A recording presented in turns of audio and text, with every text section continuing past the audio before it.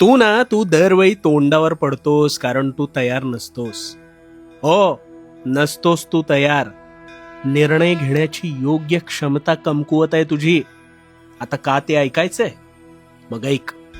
आता समजा पावसाळा आहे पण आज बाहेर लख्ख ऊन आहे आणि तुला तुझ्या कामानिमित्त बाहेर जायचं असल्यास तू काय करशील? छत्री न घेता तसाच जाशील, हो ना?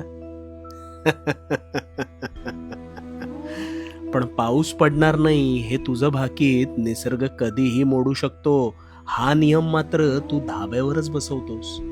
मग पुढे काय होतं तर तुझा अंदाज चुकतो आणि अचानक वातावरणात बदल होऊन पाऊस पडू लागतो आणि तुझ्या चुकलेल्या निर्णयामुळे तुझ्याकडे छत्री नसते. पण मग तू दोष कोणाला देतोस रे? नशिबाला. हो, तू आयुष्यभर हीच वैचारिक आणि चुकीची साखळी पकडत प्रत्येक वेळेस पडत आलास. आता तरी कळतंय का तुझा दोष काय आहे ते? तू आहे ना, तुला काय वाटतं ह्यावर अवलंबून राहून हे असंच होणार असा ठोस चुकीचा प्रवास करतोस आणि करत आलास. आणि म्हणून तू नशिबालाच दोष देत आलास. मग आता काय करायचं?